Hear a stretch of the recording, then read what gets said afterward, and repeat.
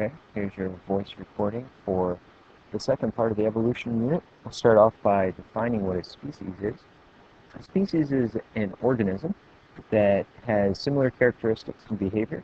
They live in a common area and can produce vital offspring. So, similar in traits.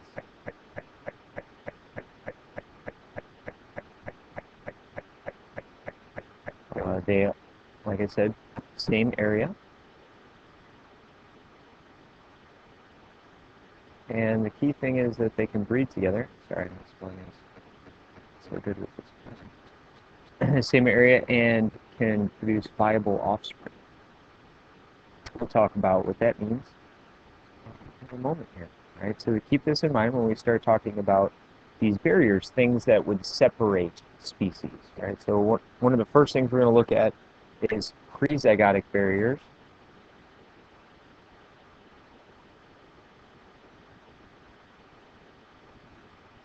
Okay, so let's walk through some of these different prezygotic barriers. There's 4 on this slide, and then there's another one on the next slide before we get into postzygotic barriers. So these are things that could separate what we just defined as species and keep them in separate species, right? What defines them. So one of the first ones is habitat isolation. So this means, like here the example, we have 2 different garter snakes. There's tons of garter snakes across the world. That are separated based on habitat. So one's living in the water more, and one's living on land. This would be a separation in habitat. They maybe never see each other because of that, and in turn they never breed with each other, or even get the opportunity to, and in turn they are separate species. Here we have an example of 2 different skunks. One of the skunks comes out during the spring, and one comes out in the summer because they're temporally different types of year. Not seeing each other or in breeding form at those different times of year, they never breed with each other, so that would be a separation on temporal. Behavioral is all about how the organism behaves. So, example here, blue-footed boobies on the island of Galapagos. There's also red-footed boobies and other types. Because of their courtship display, they don't recognize other species, and in turn they are separated based on their behaviors.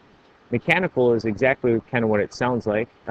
Based on the mechanics of specifically the genitalia, they cannot breed with each other, right? Think of they don't fit, right? Square peg, round hole type of deal, right?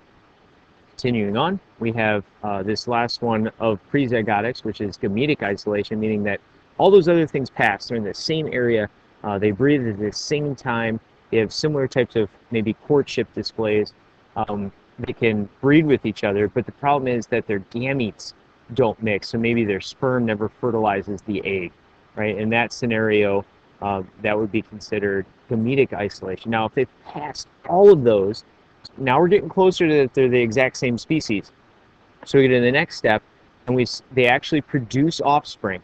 But here we have reduced hybrid viability. So that means that the hybrid, right, between these 2 organisms that we're looking at, between organism A and organism possibly B, the offspring, the hybrid, doesn't fare well. They don't either have good traits to survive, so maybe they don't show good camouflage, or they don't show that they have good toxins, and in turn they never reproduce, right, from that stage forward. The next one is reduced hybrid fertility. So this would be the example that you're seeing here. Horse crossed with a donkey produces a mule. Yes, they can breed with each other. Yes, the offspring is fine, but the problem is the offspring is sterile. So part of the definition of a species is they have to be in the same area, produce viable offspring, meaning that the offspring can survive onward and still do fine. And then the last one, which is kind of the hardest to understand, is the hybrid breakdown, meaning that when we cross organism 1 and organism 2, we make this third or this hybrid, but then when we bring 2 together of the same type, right, we bring 2 threes together and produce offspring, the offspring there is having issues. If for some reason 2 different, which you might think species, come together and they pass all these different steps, all these different barriers, and they do produce offspring, and that offspring continues forward, well, then you would say that the 2 groups that you're looking at are the same species, even if they look somewhat different.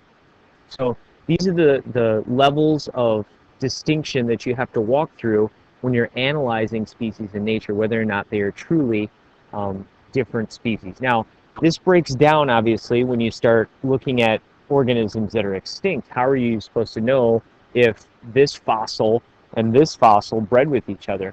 Well, then you use just morphological pieces or habitat pieces that would help us to distinguish whether or not they're separate species. If they look completely different fossil-wise, then probably they were not breeding together. Right? That's fairly safe to say. All right, so let's talk about how speciation events can come about. One of the first ones is allopatric speciation. So allopatric, like it's shown here, is sorry about that. Allopatric is when the original group gets divided, like here, by a river or some sort of geographic separation. The key with any speciation event is there has to be separation, right? Separation, whether it be geographic or genetically, that there's separation between the two groups. And then if we come back to this blending together in this hybrid zone, if they're failing those different constraints that we just talked about, well, then they're finally separate species. So here's a hypothetical population of some sort of insect here, a beetle of some sort. They're originally together. Over time, maybe a new river forms, dividing the two populations. It stays there for a long period of time, and on one side of the river, it's a different type of habitat than on the other side of the river. This is common a lot of times when you go over a mountain range or go across the river. There might be a different type of forest on one side versus the other. The key is now that there's no gene flow, right? So there's no connection between one population and another. This goes very much with our Hardy-Weinberg formula, right, where we're doing 2pq, or p squared, plus 2pq plus q squared, right? We're analyzing populations and frequencies. If there's no gene flow, then that violates one of those Hardy-Weinberg equilibrium constraints. If there's no gene flow here now, we have the possibility of evolution moving forward and separating or speciating this group that we're looking at. So over a period of time now, this environment has separated this group from this group, and now this group is delineated from the original population, and now maybe the river starts drying up hundreds of thousands of years later. These two beetles can now interact with one another, but because there's enough divergence of time and phenotypic characters, whether it be a behavior thing or maybe even it's a different type of habitat, like bees are surviving in a different area of the ecosystem, they no longer, air quotes, recognize each other, and in turn, they're separate species, right? So this would be an allopatric speciation example.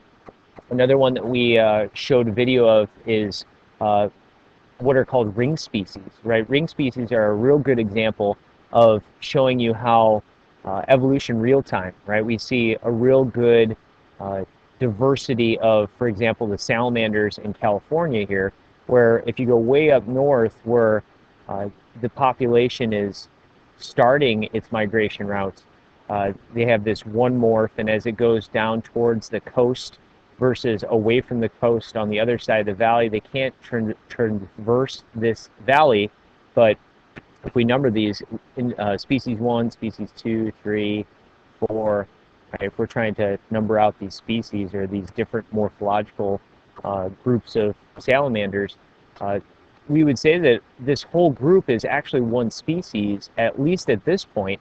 But the issue is that, you know, 1 breeds with 2, and 2 breeds with 3, and 3 breeds with 4, and 4 breeds with 7, and 1 breeds with 5, and 5 breeds with 6. But 6 can't get across to 3, and 5 can't get across to 2, and 7 is so diverse from the original 1. 7 and 1, if you put them in the same areas, they don't breed with each other.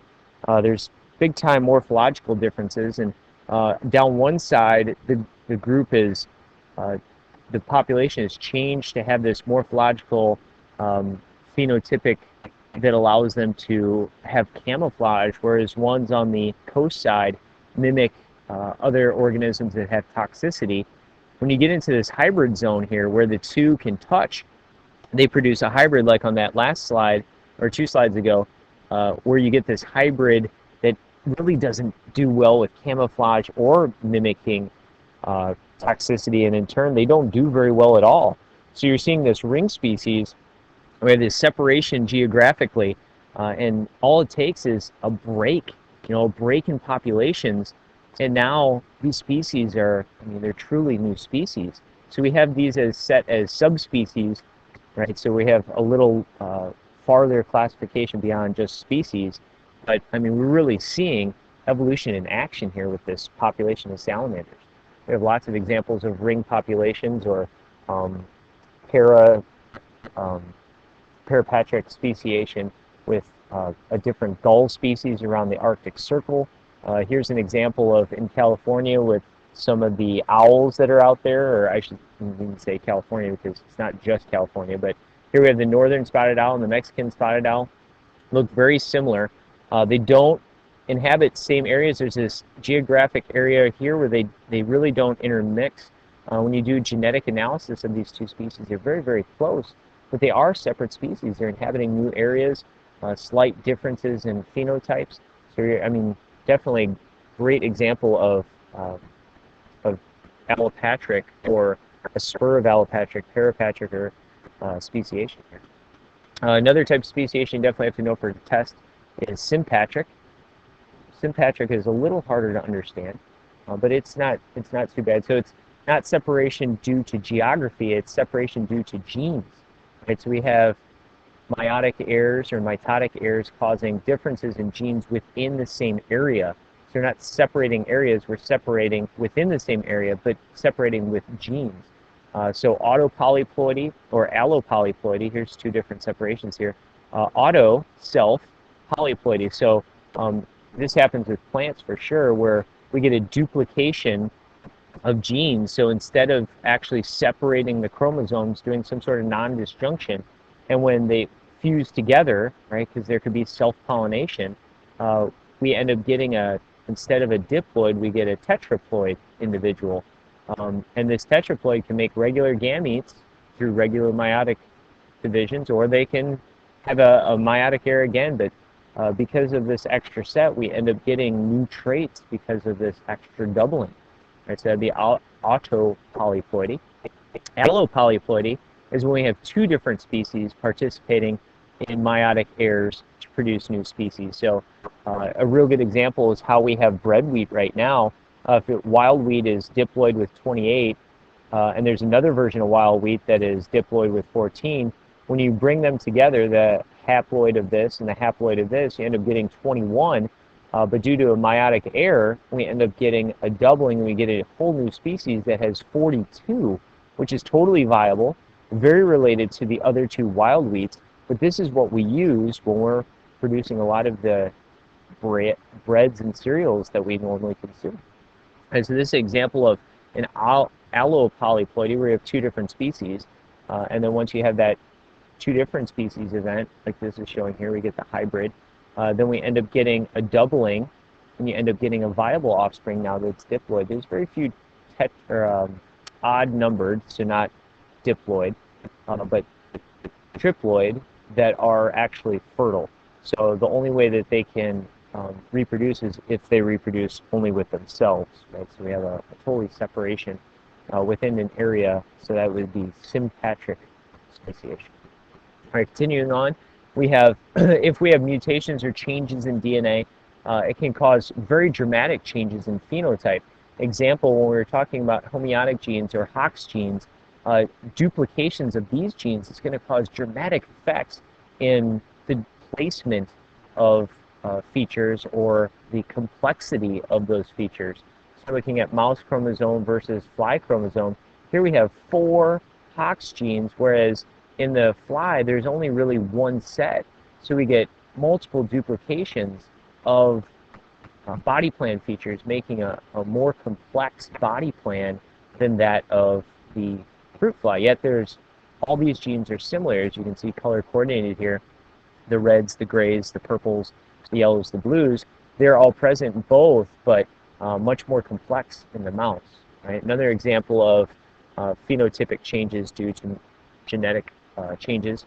One example would be neoteny, where instead of developmenting through the lifespan, we retain juvenile features. So example here, these gills on the outside, salamanders in general have two phases. They're an amphibian.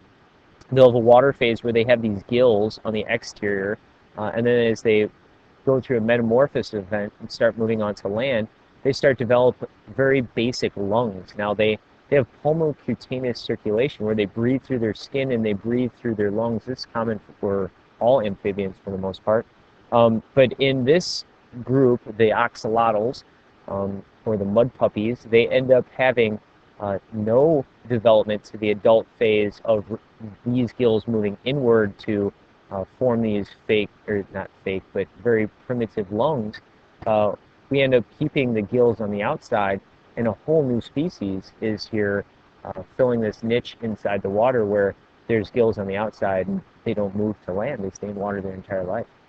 Another example is allometric growth, where you look at the skulls of primates like chimpanzees and skull of human primates, and at infancy they look very similar, but changes in genes cause different types of growth as far as the skull is concerned. So you can see here how different genes are causing different bones, like the frontal bone and the parietal bones, the temporal bones, to change or grow differently in this group versus this group, right? So changes in genes can cause very dramatic effects. We need to talk about selection patterns. Selection patterns, there's three major selection patterns that we end up seeing in populations. The first one is disruptive.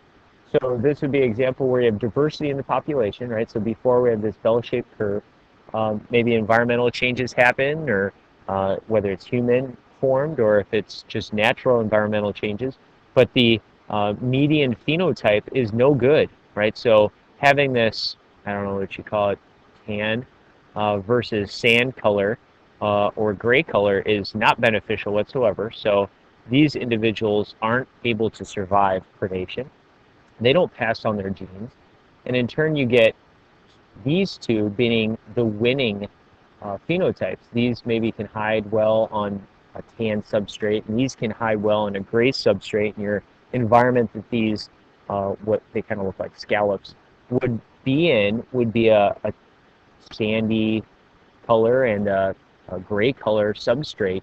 This intermediate is easier to be picked off by predators. And in turn, you get this disruptive or two main phenotypes coming out of it. Another one is what's called stabilizing selection, where here we have a diversity of a phenotype, right, a qualitative character, where we have many different groupings of that character. And we see a long tail, a short tail, and a median tail. Well, long tail, it's too hard to move around maybe. This causes a decrease in fitness, or the short doesn't allow for good stability, so that's a decrease in fitness. So the median is by far the best for this lizard group to survive. So we end up seeing a lot of this median phenotype as opposed to the two extremes. I see this with birth weight in humans for sure, where having a child way too big is going to cause problems, or having a child way too small is going to cause some problems. Now, advancements in medicine, those babies have a much higher chance of survival because of procedures that we can do to help individuals that might be on either sides of the curve that maybe at one point would have been selected against. Directional selection is when we choose one side. The environment has a selection for one of the extremes. So this could be going right or it could be going left, just depending on the environment. So an example here, we have longer necks are going to be more advantageous. So originally maybe that it was shorter necks, and now we're moving more towards longer necks.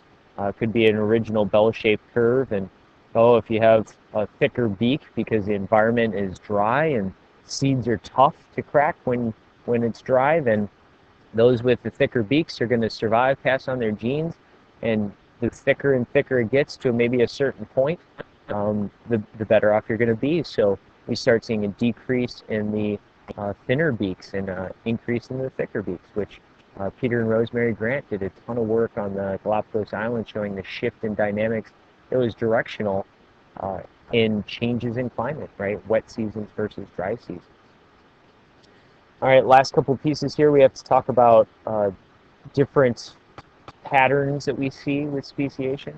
One is the gradual, which we see evidences for gradual a heck of a lot, where we see a lot of transitionals moving one direction and a lot of transitionals moving other directions. But a newer piece that's been brought up, especially with major events that change, major environmental changes, extinctions and whatnot, opening up niches, is punctuated equilibrium. So this is punctuated by Niles Eldredge and Stephen Jay Gould. And the cool part about this is, as you understand, this isn't a new species just popping out of nowhere.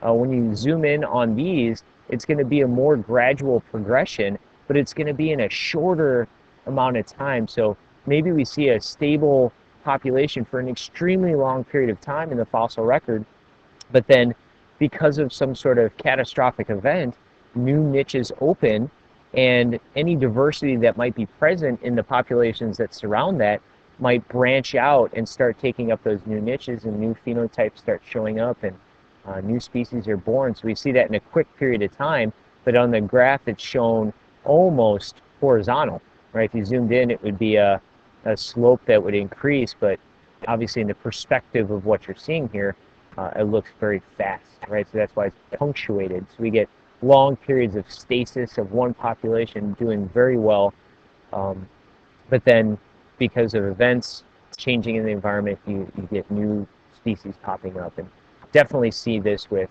island inhabitants, right? When we start talking about island formations, remember that islands aren't just land surrounded by water. Islands can be water surrounded by land when you're talking about fish, or it could even be just a flower sitting out in the wild when you're talking about a little teeny organism moving from one flower to another. That flower might be an island for the organisms that you're looking at. And so islands are a fantastic way of observing speciation events and evolution and progress. Right? So I think this covers a lot of the main ones that you need. Just keep in mind all the events of Hardy-Weinberg equilibrium. So, no migration, no natural selection. If any of those things get violated, then evolution's in progress, right? We're seeing microevolution. Microevolution leads to macroevolution, right? Species forming. I'll walk through any of the issues that you might have in class if there's questions. Otherwise, I wish you best of luck.